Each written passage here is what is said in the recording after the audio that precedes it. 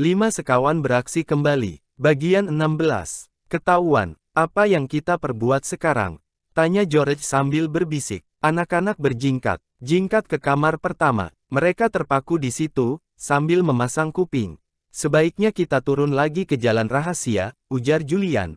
Jangan, kita. Baru saja George hendak membantah, ketika terdengar bunyi pegangan. Pintu digerakkan orang dari luar. Tetapi orang yang menggerakkan itu tidak bisa masuk. Pintu masih terkunci dari dalam. Terdengar seruan marah. Dari suaranya, anak-anak mengetahui bahwa orang itu Pak Wilton. Thomas, seru orang itu. Pintuku macet rupanya. Bolehkah aku masuk lewat pintu kamarmu? Entah kenapa lagi pegangan pintuku ini. Ayo, kita lewat dari kamarku. Terdengar suara Pak Thomas menjawab. Sudah itu, menyusul bunyi langkah-langkah menuju ke pintu luar kamar kedua. Terdengar gerakan, memutar pegangan di situ, disambung kretak-kretak bunyi pembuka pintu itu digoncang. Goncangkan dengan keras. Ada apa lagi dengan pintu ini? Kata Pak Wilton dengan jengkel. Tidak bisa kubuka. Mungkinkah kedua pintu kamar kita terkunci? Kelihatannya memang begitu, kata Pak Thomas. Sesudah itu senyap sebentar. Anak-anak bisa menangkap dengan jelas beberapa patah perkataan yang diucapkan dengan berbisik-bisik di luar. Kertas-kertas kita aman, barangkali ada orang mencarinya, kan disimpan dalam kamarmu, ujar Pak Thomas. Sudah itu sepi lagi, anak-anak berpandang-pandangan, ternyata kedua orang yang di luar memang memiliki kertas-kertas penting yang hilang.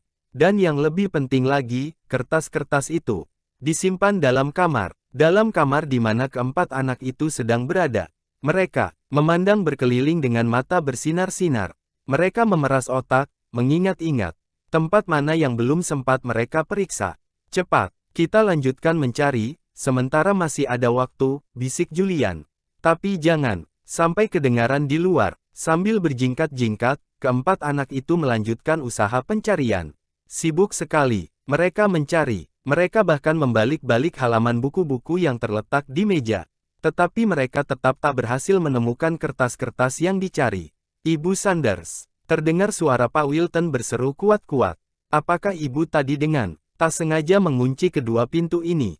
Kami tak bisa masuk. Astaga, kata Ibu Sanders dari dasar tangga. Aku datang, tak ada satu pintu pun yang kukunci tadi. Sekali lagi pegangan pintu digoncang-goncang dari luar.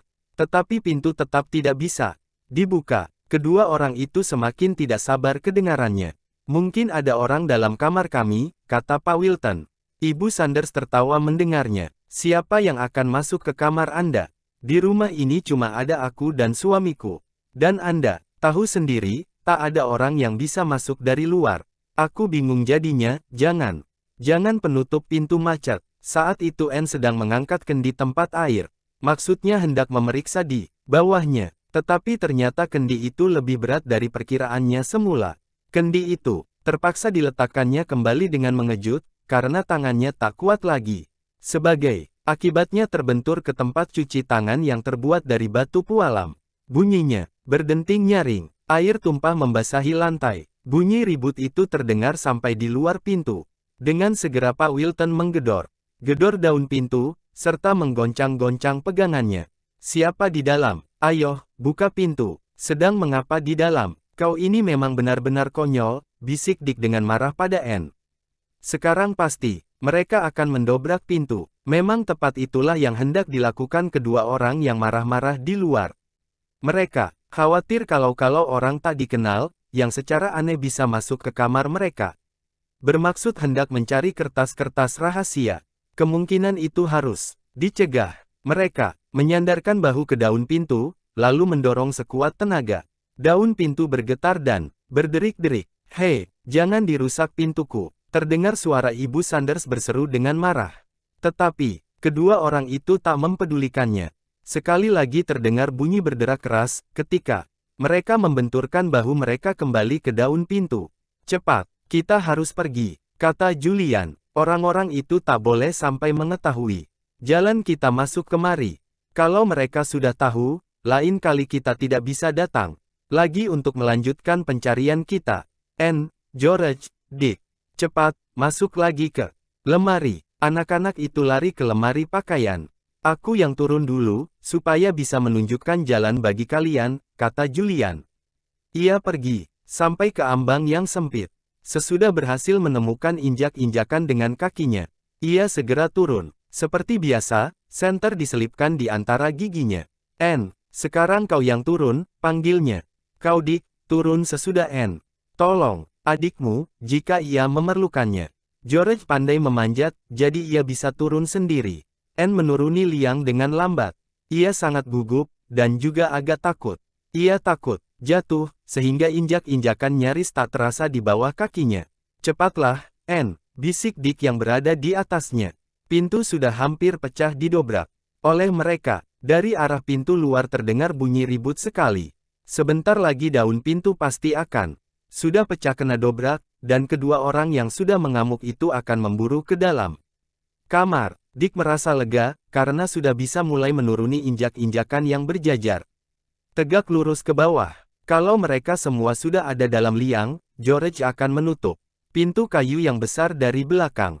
Kalau pintu itu sudah tertutup, mereka akan aman. Saat itu George masih bersembunyi di sela-sela pakaian dalam lemari. Ia sedang menanti giliran turun, sementara anak itu berdiri di situ sambil memikir-mikirkan tempat persembunyian yang mungkin masih belum diperiksa. Tiba-tiba tangannya menyentuh sesuatu yang berbunyi kemerisik dalam kantong sebuah mantel yang tergantung di sebelahnya. Mantel itu mantel hujan, dengan kantong yang besar-besar.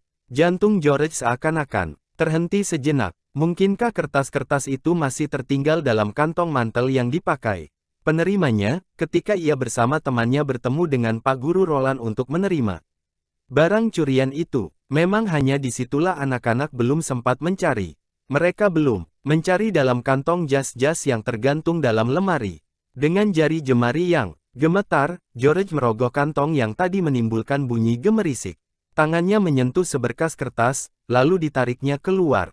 Dalam lemari itu gelap, jadi George tak bisa meneliti apakah kertas-kertas itu memang yang dicari-cari selama ini. Mudah-mudahan saja benar. Diselipkannya kertas-kertas itu ke dalam baju, karena pakaian yang dikenakannya tak mempunyai kantong yang besar.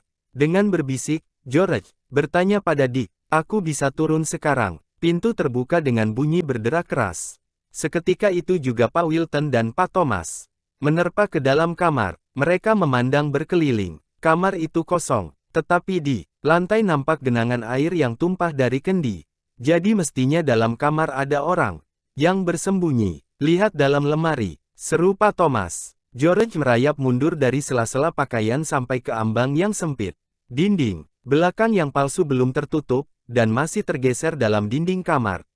George menuruni beberapa injak-injakan, lalu menutup daun pintu besar yang saat itu sudah berada di atas kepalanya. Ia tak cukup kuat untuk menutupnya sampai rapat.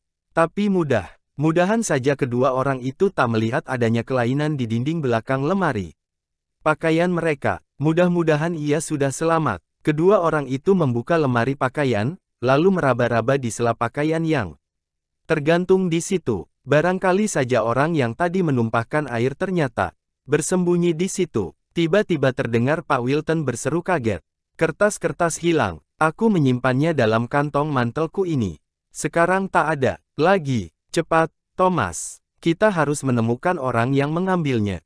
Kertas-kertas itu harus kita kuasai kembali." Kedua orang itu tidak memperhatikan bahwa dinding belakang lemari mundur agak lebih ke belakang daripada biasanya. Mereka pergi dari depan lemari, karena sudah meyakinkan bahwa di dalam tak ada orang bersembunyi.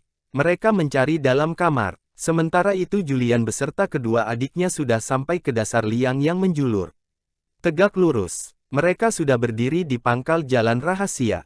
Mereka sudah tak sabar lagi menunggu George yang belum sampai-sampai juga di bawah. George yang malang, ia begitu bergegas, sehingga kurang hati-hati. Bajunya tersangkut pada sebuah injak-injakan. "Astaga, George, cepatlah sedikit," panggil Julian. Tim melonjak-lonjak di kaki dinding batu.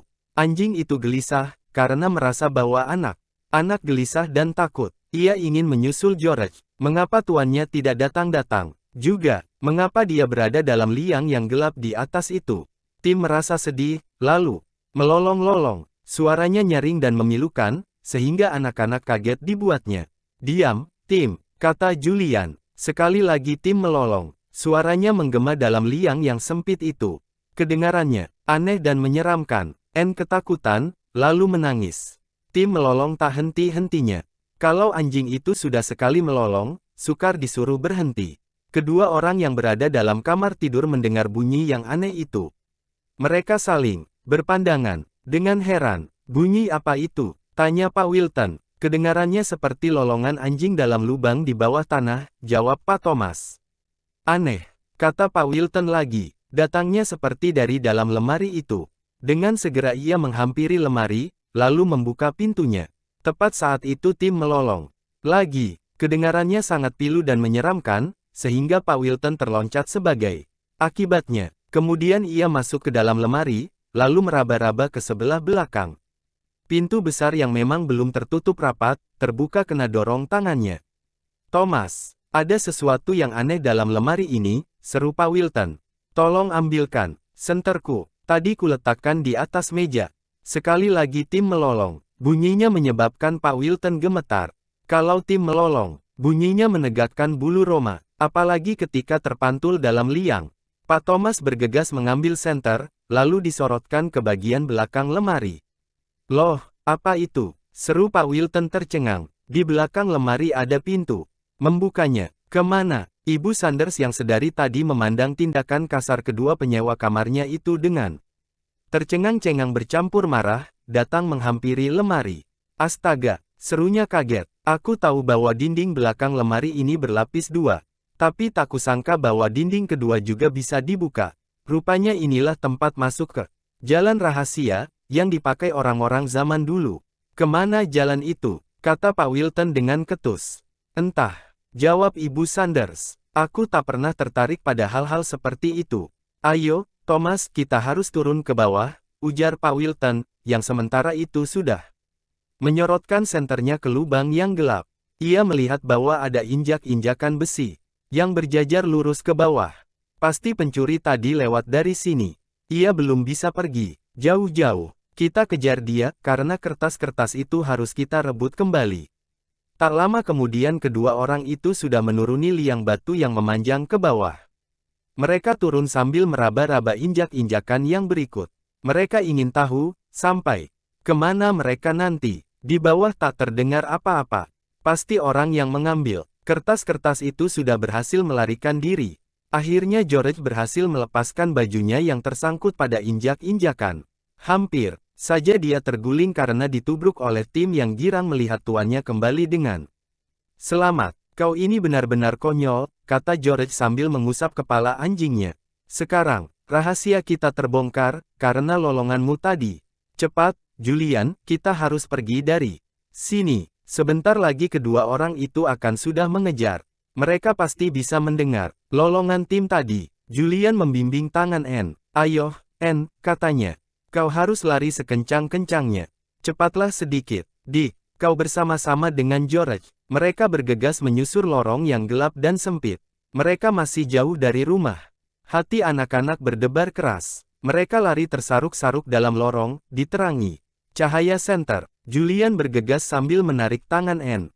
Di belakang mereka terdengar suara orang berseru. Lihat, di depan ada cahaya senter.